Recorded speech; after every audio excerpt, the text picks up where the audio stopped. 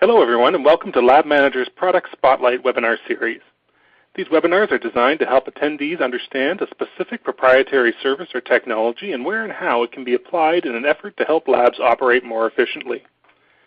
My name is Trevor Henderson, Technology Editor for Lab Manager, and I'll be moderating today's webinar, which will focus on the ABCs of Antibody-Drug Conjugate Characterization with the Light Scattering Toolbox. We like our webinars to be very interactive, so we encourage you to send us your questions at any point during the webinar. Many of you may know the drill, but for those of you just joining us, please type your query into the question box located in the bottom left-hand side of your screen. We'll try to address as many questions as possible during the group discussion, and if we happen to run out of time, I will forward any unanswered questions to our presenter and he can respond to you via email. Additional resources can be accessed through the resource widget, which is located at the bottom of your screen. You may also move or resize any of the windows simply by grabbing them at the top or stretching them at the bottom right corner. At this time, you may need to move or minimize some of the open windows to see the live view. This webinar recording will be available early next week on Lab Manager's website, and at the end of this webinar, we will share that link with you as well as contact information for our speaker. At this time, I'd like to introduce our speaker who joins us today from Wyatt Technology. Dr. Broomell carries out biophysical analyses and provides application support to users of Wyatt light scattering instrumentation and software. He received a Bachelor in Science in Biology from Baylor University, a Master's in Immunology from the University of Texas Southwestern Medical Center, and a PhD in Biochemistry from the University of California, Santa Barbara. His PhD research focused on the biochemical materials characterization of protein-based biological materials. Dr. Broomell completed 2 years of postdoctoral research in the Center for Bio-Inspired Nanomaterials at Montana State University, where he worked on the development of novel materials and therapeutics based on virus-like particle platforms. Prior to joining Wyatt Technology in 2012, he conducted additional postdoctoral research at the University of California, Santa Barbara, characterizing structural property relationships in adhesive structures of marine bivalves. Thanks for joining us today, Chris. All right. Thanks, Trevor. And I wanted to thank everybody in advance for taking time out this morning or whatever time you're at in this world to join us for this presentation. I want to talk a little bit about how laser light scattering can be used in the characterization of antibody formulations and specifically antibody-drug conjugates. And to that end, I'm going to give a little bit of an overview of what we're going to be talking about. I'll be doing a very cursory introduction into the principles and basic applications of static and dynamic light scattering. I'm going to talk about different modes of measurement, how we set up experiments.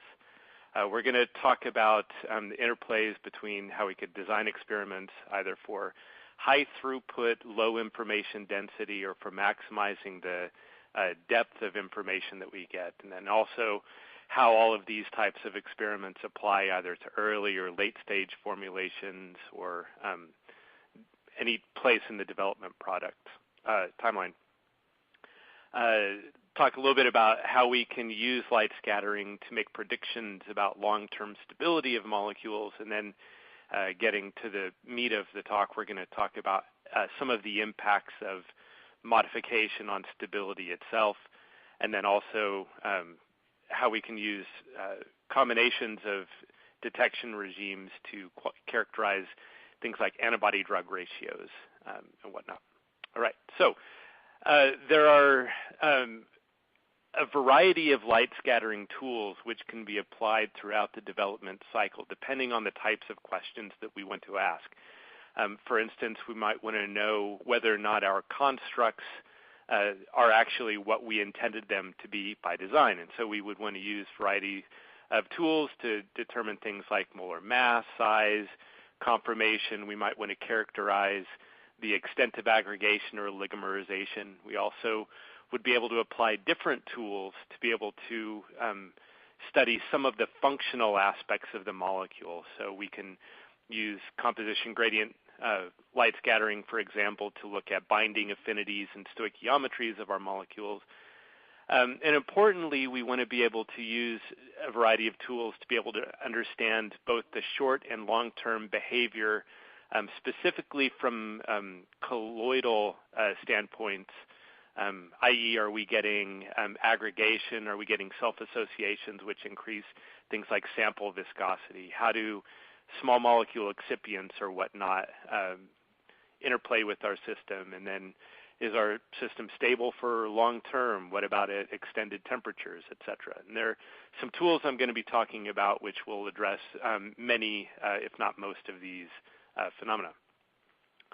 So very, very basic introduction to light scattering. So what is it? And for the purpose of this discussion, we're only going to be talking about elastic light scattering or Rayleigh light scattering. So this is different from what you would encounter if you were doing something like a Raman experiment.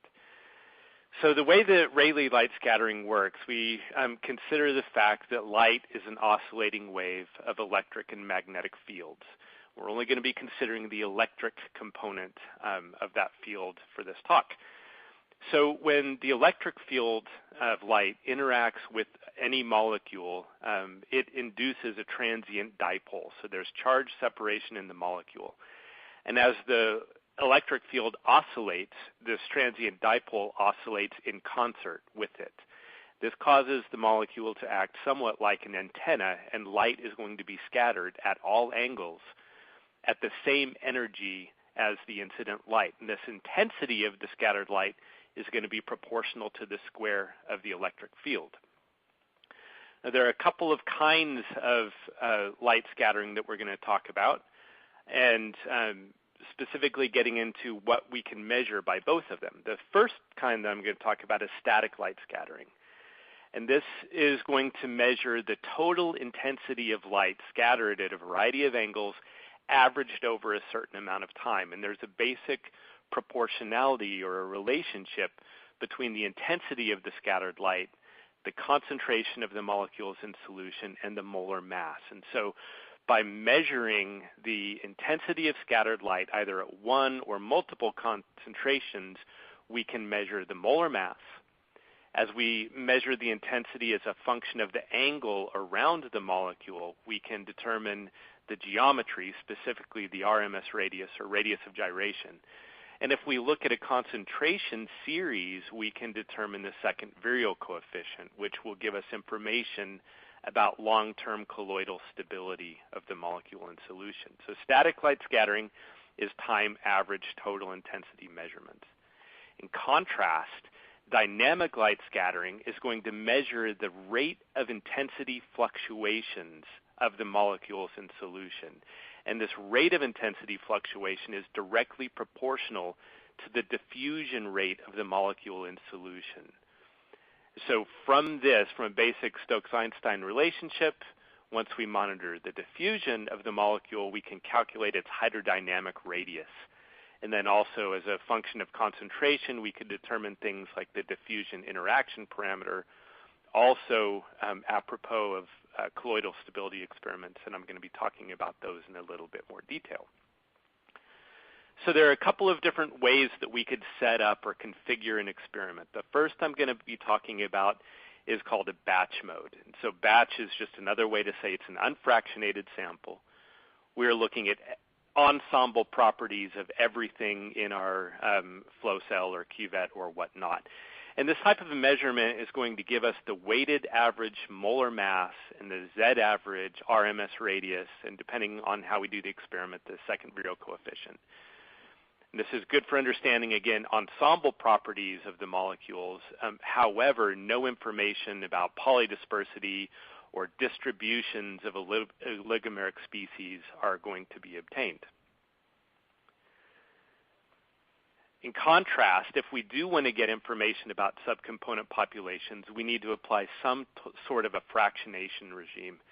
With light scattering techniques, traditionally size exclusion chromatography is used, but also we can employ field flow fractionation to separate the species into their individual populations, and this allows us to be able to quantitate things like monomer versus dimer or trimer or bigermer subspecies in the solution. And then also we can get some more exotic analyses where we actually determine amounts of conjugate that we're adding on to the molecules themselves. And so when we're doing DLS, there's also similar types of experiments. We could do a batch measurement, again, no fractionation, and we're calculating distributions and decay rates based on a mathematical analysis of what's called the autocorrelation function, which I won't be able to go into too much depth here. This technique is very advantageous in that it allows for extremely rapid measurements with a very, very small amount of sample. As little as a couple of microliters of sample, we can get information about aggregation state, size range down to sub-nanometer regions within a few seconds.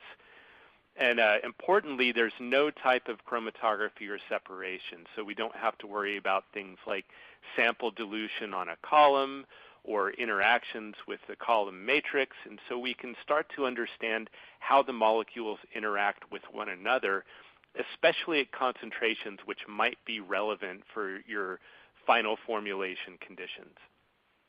The primary disadvantage of a batch measurement for DLS is that because we have to understand distributions mathematically, we're somewhat limited to resolution or limited in resolution to species whose radii differ by about 3 to 5-fold. Now, this limitation can be overcome if we exploit fractionation with dynamic light scattering. So again, what we're seeing here is the either a batch measurement of a protein sample up above, where we see a rather wide distribution of radii.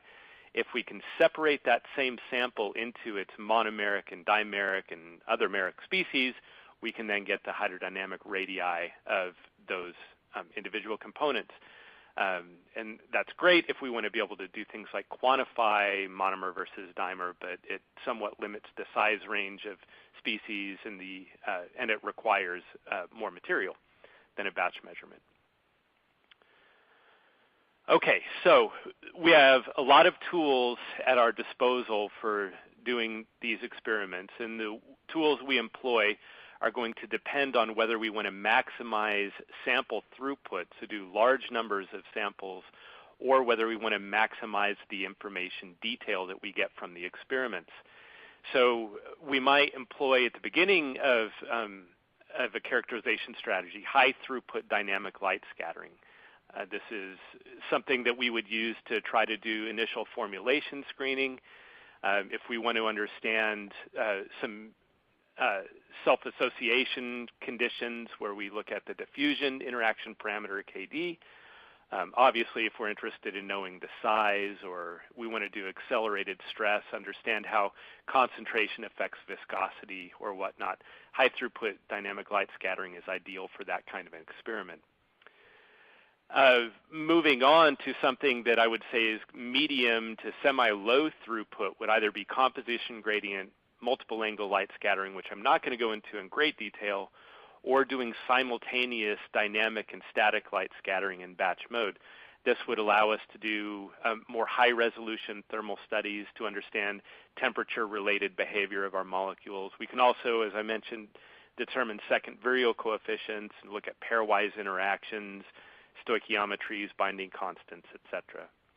And then moving into a somewhat lower throughput, but very, very information-rich, we can do static and dynamic light scattering in concert with either FFF or SEC, determine molar masses and conformations, conjugate analysis. We could quantify oligomeric species and, importantly, look at size distributions of our species in solution.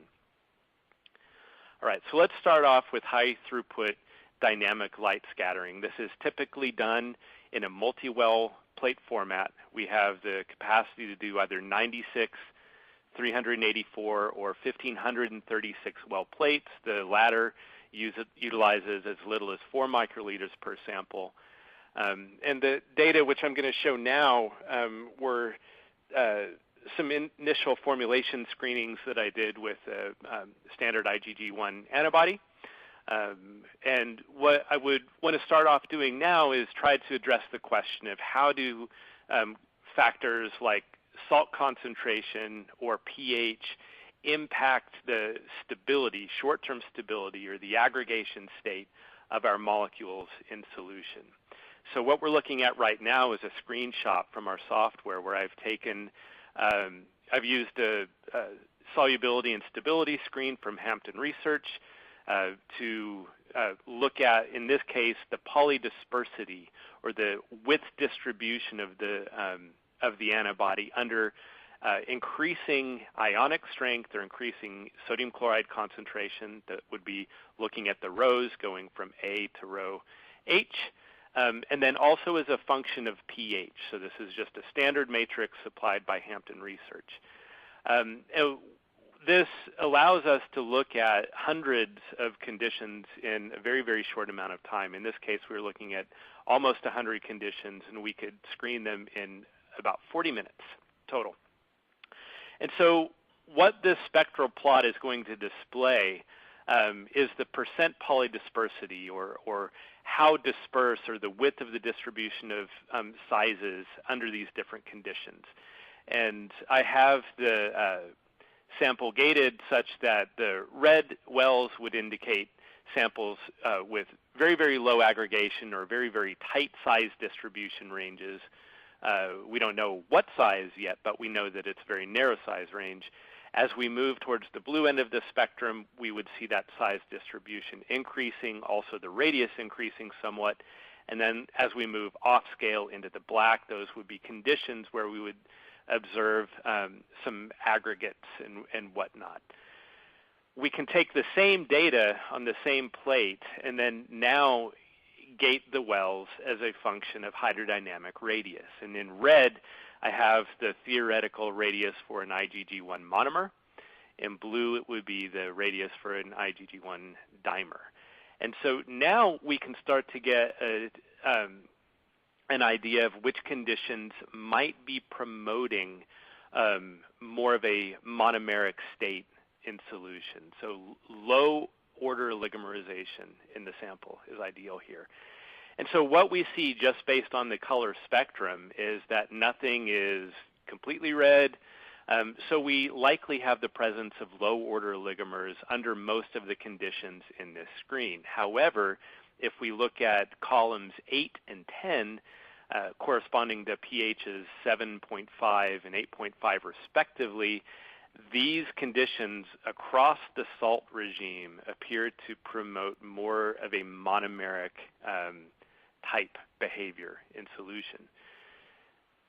And so we can, again, using these same plates, start to look at things like the impact of thermal stress on the samples under the same conditions. So for this next set of data, what we're seeing now are on the left, the original data, which we have just seen, again, gated for hydrodynamic radius.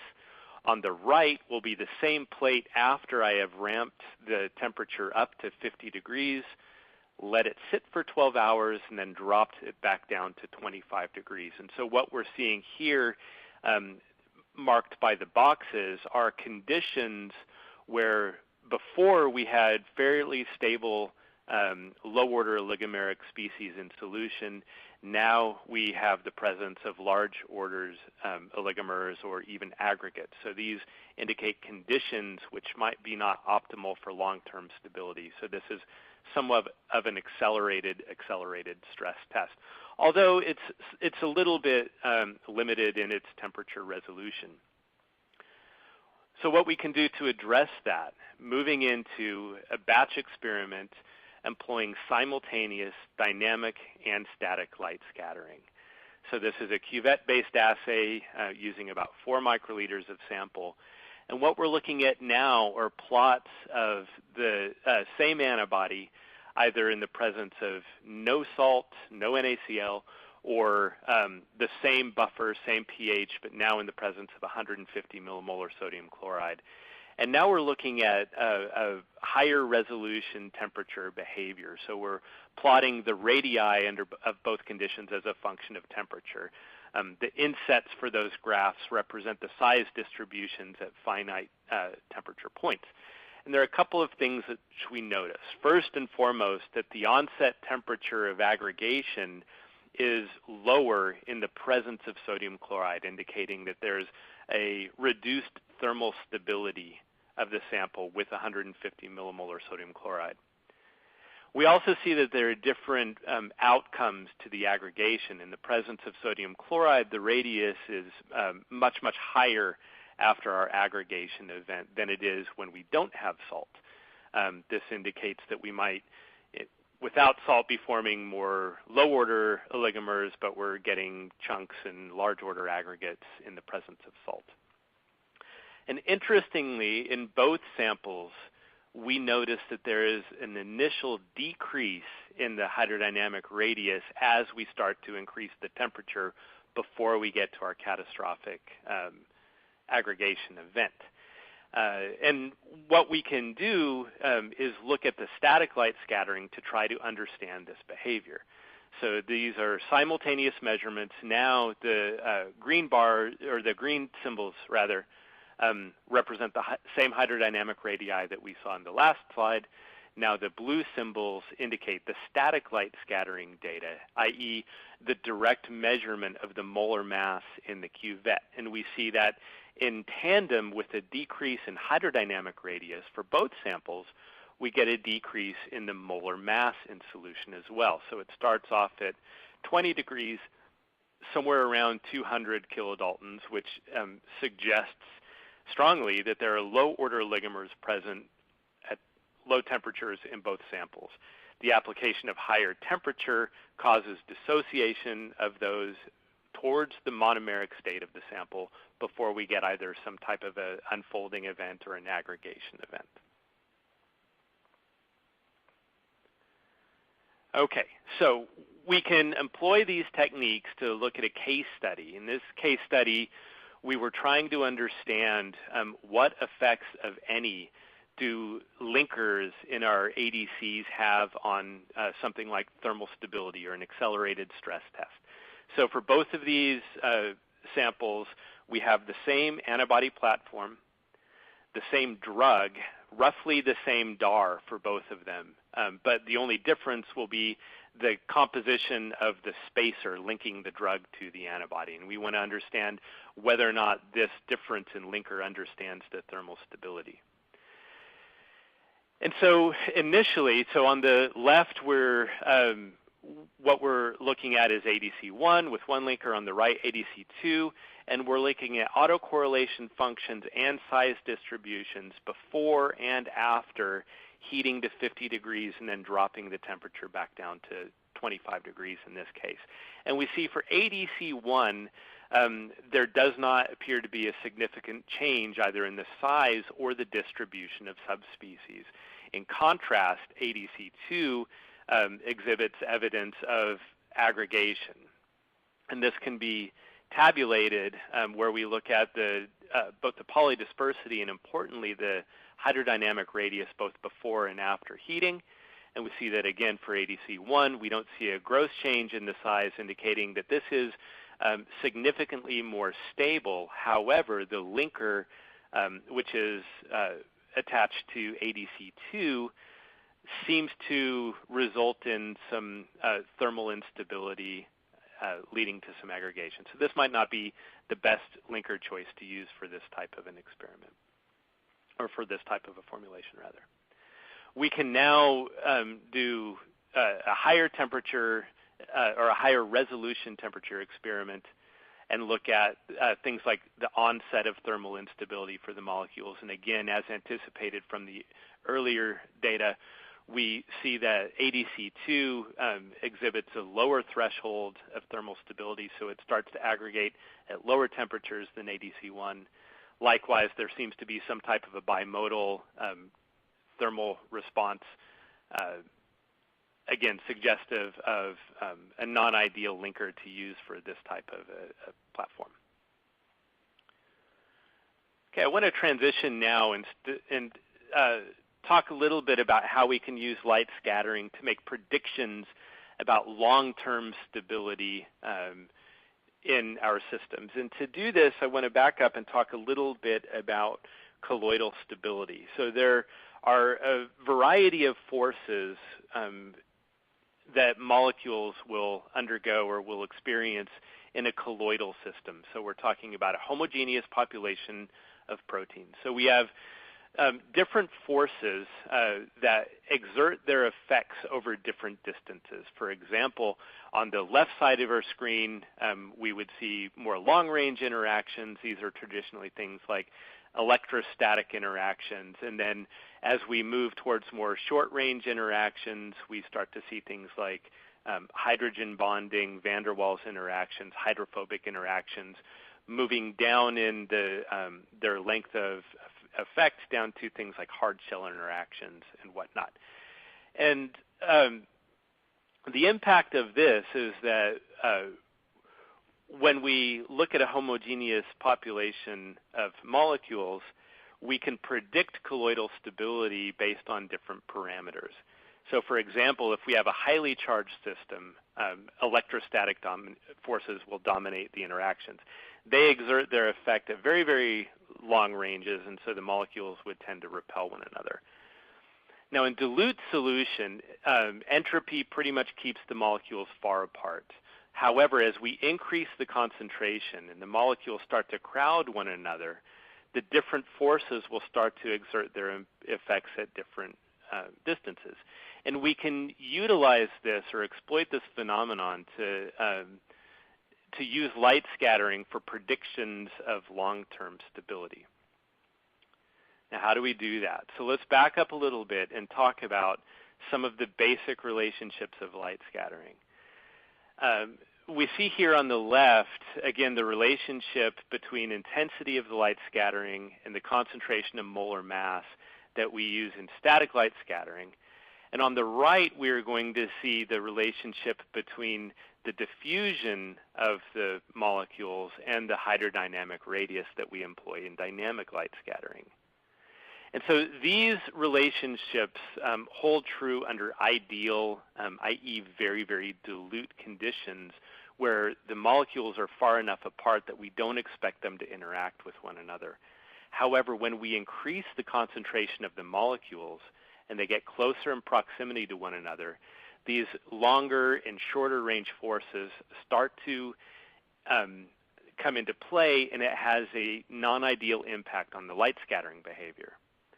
For example, for static light scattering, if we have no interaction between the molecules, we would expect the scattering intensity to increase in concert with the concentration of molecules. And so that's represented by the black line where there's no interaction. However, if we see an attractive interaction between the molecules, i.e. something which might result in long-term colloidal aggregation, we would see a supralinear response to the scattering intensity as we change the concentration. And in contrast, if the molecules repel one another, i.e. we have a very, very high electrostatic impact or highly charged molecules, we would see a sublinear response to the intensity as we increase the concentration. And so that non-ideality can be described by the second virial coefficient, which I won't unfortunately be able to go into too much detail today. Now with dynamic light scattering, we also see a non-ideality in the diffusion behavior, meaning that if we have any kind of molecular association or interactions, either interactive or attractive or repulsive, we see a change in the diffusion coefficient as a function of concentration. And this can be described by what's called the diffusion interaction parameter. So for both of these applications, for static and dynamic light scattering, what we can do is monitor either the diffusion coefficient or the molar mass as a function of concentration and calculate mathematically either the second virial coefficient, or A2, or the diffusion interaction parameter, or KD. And we're going to get some value for both of those parameters. And that value is either going to have a positive sign or a negative sign. And the view from 30,000 feet, if we have a positive second virial coefficient, that is going to be a system which we predict to be stable colloidally, i.e. we aren't going to get aggregation over, on the thermodynamic time frame. If we have a negative KD, we would predict that solution would aggregate over time. In contrast, for KD, it's a little bit less clear. If we have a positive KD, we do expect to have a stable colloid. If we have a negative KD, depending on how negative it is, we may see something that is somewhat stable in solution. If it's very, very negative, then we would predict aggregation. This can be visualized back on our continuum of forces. And I want to mention again that A2 and KD are both system parameters. And so as we vary things like ionic strength or pH or temperature or the presence of small molecule excipients in solution, the A2 and KD will change correspondingly. And so we can visualize under some conditions there is a point at which the A2 becomes negative. At this point, we predict that only hard shell interactions are at play and that we would anticipate that these molecules would aggregate over time. There is a point also where the KD becomes negative where the A2 is still positive, and the thermodynamic fate of these molecules is somewhat unknown. Okay, so how do we do one of these experiments? Well, back up a little bit more. So what one would typically do is to monitor both this A2 and KD under a variety of conditions, and then look at a different set of temperatures and whatnot, and you could essentially make a phase map describing the conditions where your samples will be more likely to be stable for a long period of time. So how do we do that? So we're going to circle back to our original high throughput DLS experiment. And this analysis is all still done within the software. We're just looking at screenshots from that. And what I've done is chosen 7 different conditions from our initial screen. And now we're going to be tracking the diffusion coefficient as a function of concentration of these samples. So I have these 7 samples, each done in duplicate, and now we're going to be plotting the diffusion coefficient ranging from 10 mg per mil of these antibodies down to 0.1 mg per mil. And we can plot the diffusion coefficient as a function of concentration and then calculate from that the diffusion interaction parameter. And we see that for all of these samples, again, we're just tracking pH and sodium chloride content. For all of these samples, we have a negative, albeit barely negative, KD value. We also determine what's called the D naught, or the diffusion coefficient at infinite dilution. And this corresponds well with the standard IgG1 monomer. But importantly, we see a somewhat negative KD.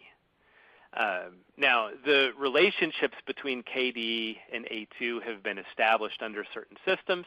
What we might experience or expect for this type of a system where we are looking at a very, very slightly negative KD, however, the A2 might still be in the positive regime. So we don't know, just based on these conditions, whether we expect long-term stability or long-term aggregation.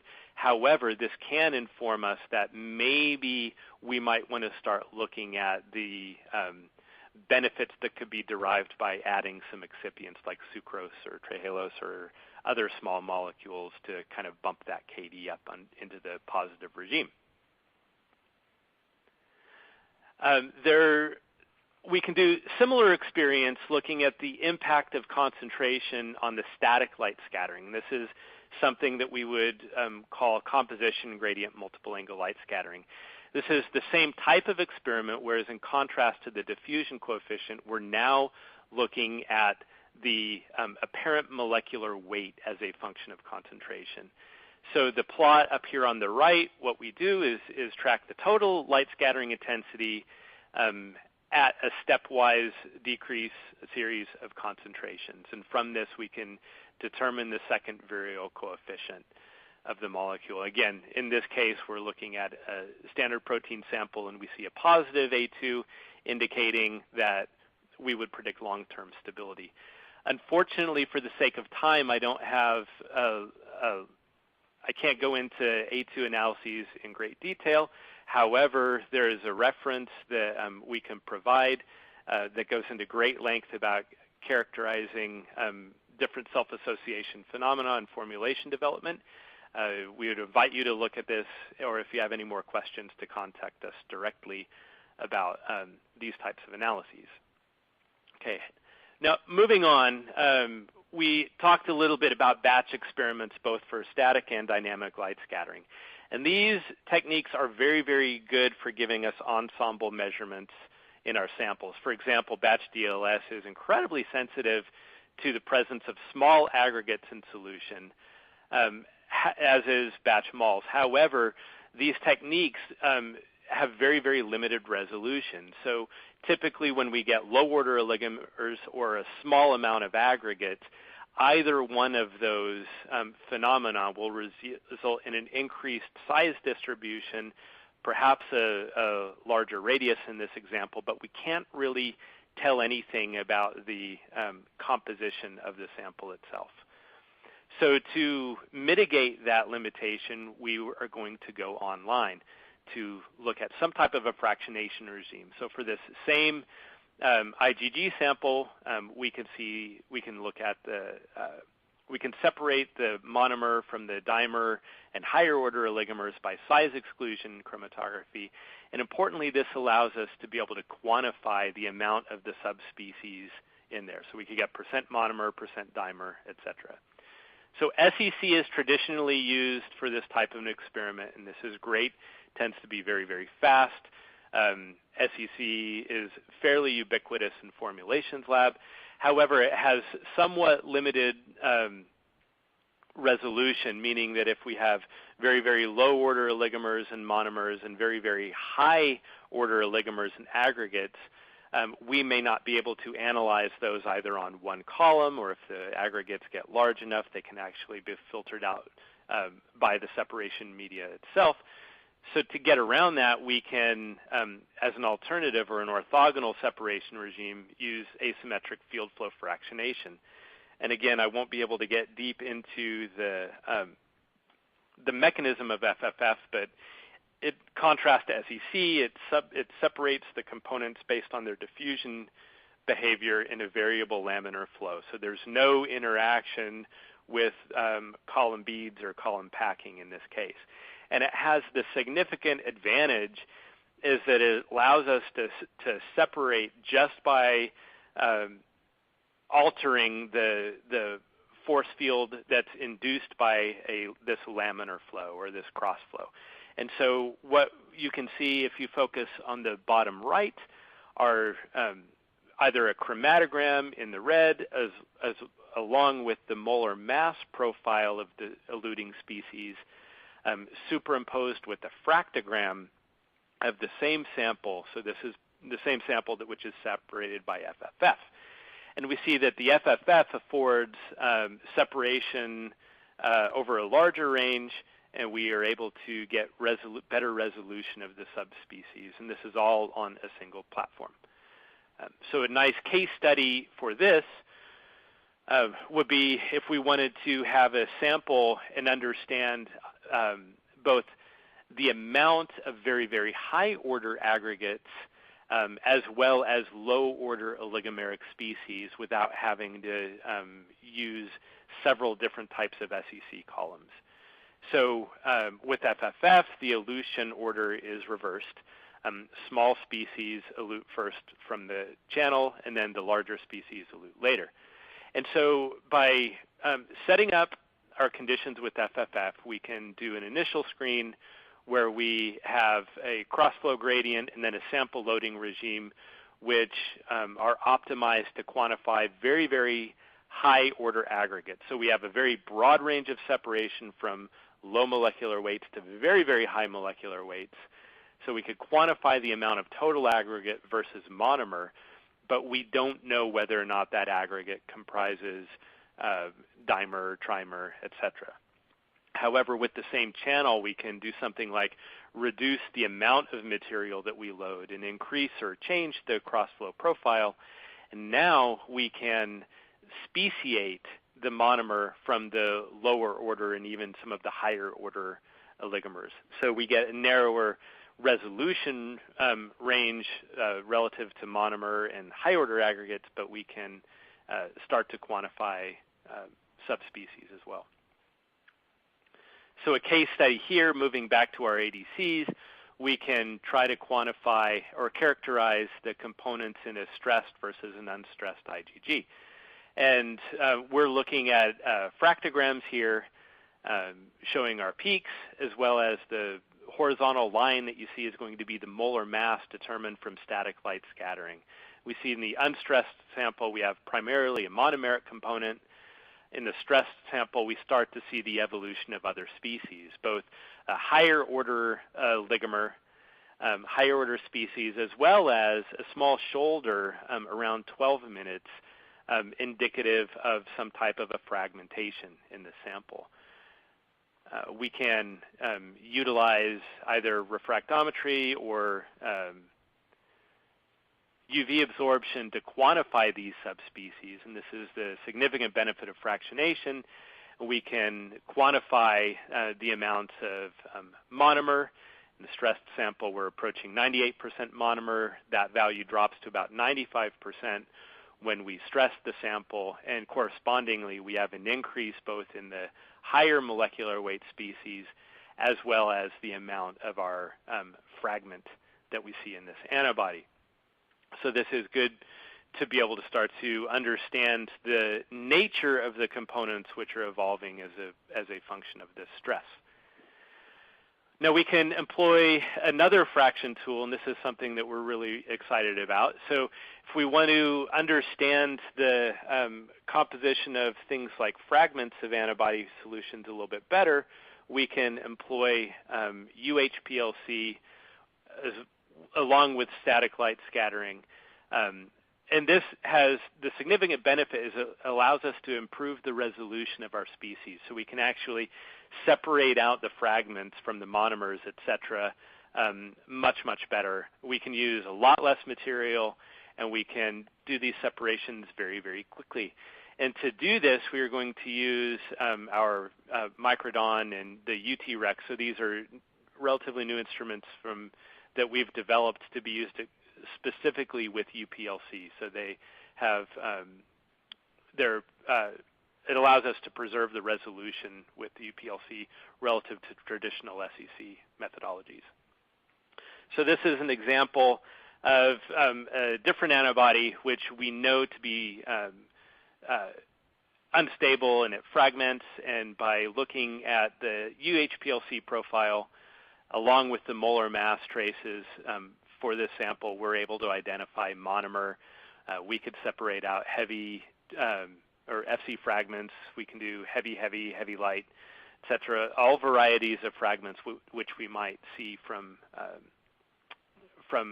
antibody degradation we can see in that. I'm going to talk a little bit more about this later on as well. So let's get a little bit more towards some specific ADC characterization. And to do this, I want to introduce to you our protein conjugate analysis. So this is important, especially for ADCs. This allows us to be able to determine the stoichiometry of the conjugate or the pendant groups we're attaching to our proteins. And it also allows us to be able to look at things like aggregation and association, which result from modifying our protein. So conjugate analysis is traditionally difficult because we can have very heterogeneous samples. And also, once we modify the proteins, we could be modifying also the way that the proteins interact with one another or with the columns, etc. So why do we want to do protein conjugate analysis using light scattering?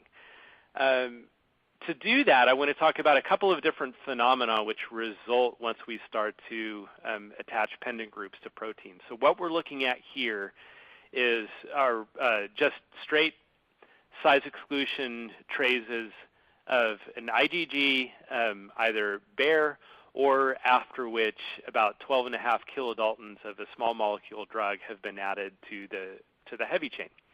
And what we see are very, very distinct dilution profiles, and this results from increased interaction between the protein and the column. So if we were just employing conventional column calibration, we would anticipate from this change in retention time that the modified IgG is actually smaller. It has a lower molar mass than the native IgG.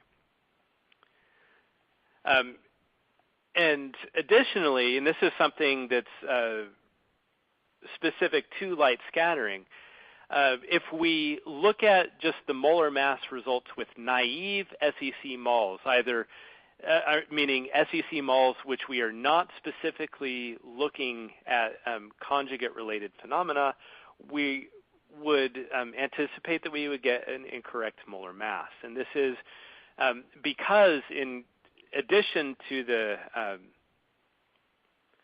let me back up. I'm sorry. As we start to modify the protein component with small molecule drugs, the certain properties of the molecule, specifically the way that they scatter light, is going to change. And so we have to employ a couple of different detection regimes to be able to understand how that changes. Okay, so to do this, what we are going to do is employ light scattering in conjunction with both refractometry and UV absorption analysis. And this is all done in tandem with our systems. And so as we start to look at both the UV response and the RI trace as well as the light scattering response, those responses change as a function of the composition of our sample. So as we start to add different amounts of small molecules, both the extinction coefficients, things like the NDCs and the light scattering profiles are going to change. And so if we measure all of these guys in concert, we're able to understand the contributions of both the protein component and the small molecule drug to the total responses. So let's look at this somewhat in cartoon form. In these types of experiments, we're simultaneously detecting the light scattering, again, the UV, and the differential refractive index. And so if we consider a very, very simple system where our UV signal is based solely on protein, the DRI signal is going to be comprised of contributions both from the protein and the small molecule, and then the light scattering is comprised of contributions from everything. So in our first simple system, we know that from our UV trace, we could integrate the area under that peak, and we could determine the concentration of the antibody component of our system. And because we know the extinction coefficient and then also the DNDC of the antibody, we can determine the amount of the DRI signal which is comprised solely of the protein component. And this means that the remainder of the RI signal results from the small molecule or the conjugate which we've added to the system. Now this is a very, very simplistic system in which the protein has a significant UV absorption, but the drug does not. This also works even if the drug does absorb in the UV. The important component here is that we have to know its DNDC and its UV extinction coefficient, as well as those for the protein. And the way that this works is that we are going to make an assumption that the amount of protein, i.e. the antibody in the sample, and the total amount of conjugate, represented here by B, are going to be equal. So we're going to set a 1-to-1 ratio of those, and we're going to assume that that ratio is going to be the same for the intact conjugate. So looking at the different traces, this allows us to utilize 3 equations with 3 unknowns. And as long as we know, again, the UV extinction coefficients and the refractive index increments of our drugs, we can determine their impact on the light scattering. Importantly, we could get the molar masses of each subspecies. So what does this look like in the software? So when we're looking at the molar mass profiles, once we've employed the conjugate analysis in Astra, we see the molar mass of the intact complex corrected for the conjugate. This is going to be the uppermost trace that we see on top of the peak, representing the intact conjugate. We also see molar mass traces of just the antibody component, as well as the molar mass trace of the total amount of drug that we have added to the antibody. So this case here represents two different ADCs. It's the same IgG platform, the same drug, but we have different DARs, different drug-to-antibody ratios. And that DAR is calculated by taking the total molar mass, or the molar mass of the total amount of drug, and we divide it by the molar mass of the single component species drug. So this is what we would see for those same samples. The corrected molar mass for these compounds would be about 168 kilodaltons, 164 kilodaltons. The IgG component that we see in the second column is the same for both species. However, when we look at the molar mass of the drug, we do in fact see different amounts. We see about 12.5 kilodaltons for ADC1 and 8 kilodaltons. We know that the drug and linker are about 1,250 daltons, and so this gives us a DAR of 10 versus 6.5 for ADC1 and ADC2 respectively. We can also get a little bit more information from this. Specifically, we can look at the horizontal mass profile of the drug across the peak, and this lets us know that we have a homogeneous modification in both of these samples. This is not always the case, and what I'm displaying here on the bottom is a third formulation where we do not see a consistent molar mass profile for the drug. We have DARs ranging from about 7 or a little bit higher towards the left end of the peak, and this goes down to a DAR approximating 1 at the right end of the peak, and these values were confirmed by mass spec. And so this brings up a place where we can talk about the resolution. So we don't have as great resolution as mass spec. Obviously, what we need for the conjugate analysis to work is for the molar mass of the conjugate to be increased by about 3 to 5% relative to the unmodified antibody. Now, this doesn't mean that we can't identify lower and lower amounts, especially in heterogeneous samples. We can look at traces and behaviors, things like that. So this allows for some interesting opportunities when we combine conjugate analysis with UHPLC. This example, we're looking at a different ADC, one that we know exhibits some fragmentation behavior. Utilizing conjugate analysis, we can look at a heterogeneous distribution of DAR in the monomer, but we see represented by peak 2 an FAB fragment, which does not bear any of the small molecule drugs. So this is a good indication that all of the modifications are happening on the heavy chain. Okay, so in basic summary, we've talked about a couple of different strategies ranging from high throughput strategies where we can monitor formulations, look at size, diffusion interaction parameters, try to understand size distributions of the samples. We've tracked into looking at more low throughput regimes where we could investigate things like thermal studies at higher resolution. We can use different formulation strategies to predict long-term stability. There are also some phenomena which I did not talk about today where we can use things like composition gradient, DLS, or multiple angle light scattering to understand self-association parameters or viscosity behavior. And we've also discussed a couple of different online techniques to be utilized for characterizing and quantifying oligomeric species, and also doing some conjugate analyses. I would encourage you to visit www.wyatt.com for more information about some of the theory and fundamentals of light scattering.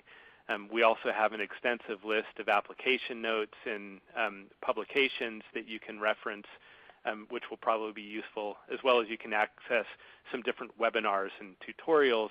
And of course, we always invite you to contact us directly to talk about your application needs. And at this time, I would like to invite any questions which have been submitted. Great, thank you very much, Chris. And we do have a number of questions that come in. Maybe I'll start you out with what are some of the advantages and disadvantages of light scattering versus mass spec for ADC characterization? Yeah, so that's a really good one. So I'll do something weird and start out with a disadvantage. And the primary disadvantage is that we aren't going to have the mass resolution of mass spec. So, or something like traditional ESI or MSMS. So we won't be able to get down into the Dalton resolution. The resolution by moles is going to be somewhere, I would say, in the 3 to 5% regime. Some of the advantages, however, are that we don't have to rely on ionization efficiency for our measurements. So some molecules may not fly by mass spec, or some of the conjugates in the solution may not have ideal ionization efficiencies, and so the mass spec might not be as sensitive to those species. Mass spec is really good for telling you what flies, but it doesn't necessarily tell you what you don't see. Moles is going to circumvent that problem. If it's in solution, we're going to see it by moles. One of the disadvantages, though, is if we have very, very small amounts of modification, say a very low molecular weight conjugate, that only changes the molar mass by 1 or 2%. That might be a little bit trickier to see with an online conjugate analysis that we would employ. Great, thank you. Now, one of our viewers has a hemoglobin drug conjugate. Can similar studies be done on it to determine aggregation and molecular weight? Yeah, for sure. So all of the techniques that I've talked about today, even though we're talking about them in the context of antibody-drug conjugates, they're relevant across platforms. So meaning that, if we're talking about glycosylation, if we're talking about lipidation, if we're talking about proteins in concert with detergents in a liposome, the conjugate analysis works for all of those as well. There are some challenges specifically with hemoglobin in that it might absorb in some of the light ranges that we would use in light scattering. However, we've engineered systems to be able to accommodate that. So again, the fundamental thing that we need to understand are things, as long as we know the UV extinction coefficients and the DNDCs of the molecules, we can use it for a variety of bicomponent systems. And we have specifically worked on that type of a problem. Great, thank you. Now, how do you deal with evaporation at high temperatures? Yeah, so in the plate-based assays, what we typically do is apply some kind of silicon oil or paraffin oil to the tops of the wells. And then this prevents evaporation during the time scale of the experiment. We can actually do this for longer periods of time as well. So we can, for example, apply this oil to the top of the well, do the analysis. We can take the plate out of the plate reader, store it for a month, and then go back and look at it again. This, of course, assumes that your sample is not going to be negatively impacted by that oil at the interface. Great, thank you.